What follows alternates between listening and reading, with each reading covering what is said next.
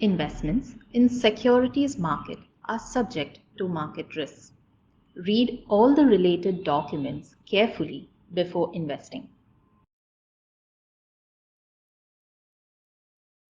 If you're finding it difficult to save, you're not alone. It actually has become a lot harder for an investor to save money than it was in the past. So let's look at some of the trends as to what is making it more difficult for investors to save and how they can overcome these trends. So, firstly, when we look at how marketing happens today, it's a lot more data driven. So, if you're browsing on any social media platform or even if you're scrolling through your email, if you search for something in your search engine, that's likely to show up as an ad everywhere else that you browse. If you've clicked on a link somewhere, then it's likely to retarget you. Even if you've purchased something on an online platform and you go back there, you're going to get ads of things that you've bought and things that go along with the things that you've bought. So there is an incentive for companies to constantly bombard you with advertisements and for you to feel that you need some of these things that you may not actually need.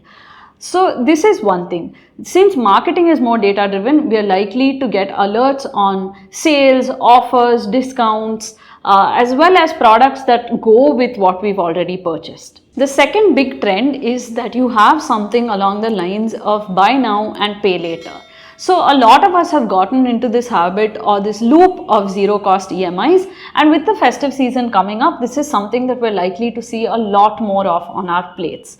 The whole theme behind buy now pay later allows you to feel like you're not making a very big expense because you're paying little by little over a few months, and at the same time it fits into your cash flows neatly. Moreover, you might get some very attractive offers in terms of cashbacks or discounts or reward points that incentivize you to buy things in this phased manner through zero cost EMIs. The third big thing, which is a little bit surprising, is that we've moved completely from a physical cash economy to a digital cash economy. And the research shows that when you spend cash, it feels a lot more painful than when you're scanning a QR code or you're swiping a card.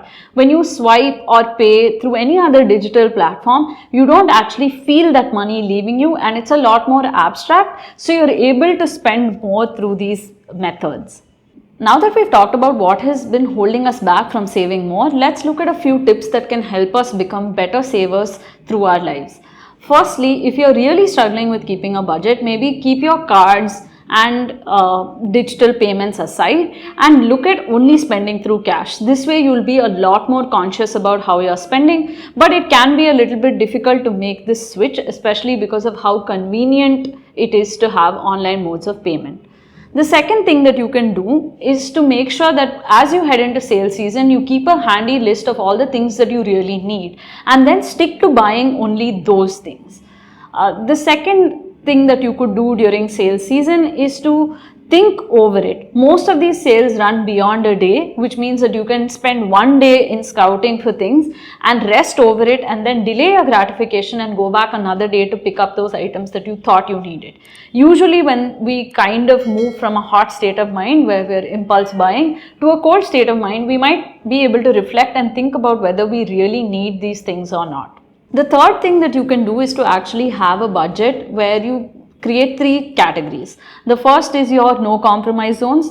This includes a list of items that you're going to spend freely on. You're not going to compromise on quality or price on these items. Then you have your substitutes or your compromise zone, where if something that you like is outside your budget, you're going to look at alternatives that fit your budget. And then you have your do away zone, which is things that you're willing to put away and maybe postpone until it's the right time. We hope these tips will help you save better in the coming weeks and months. And if you have your own tips or ideas on how to save more in this digital world, let us know in the comments below.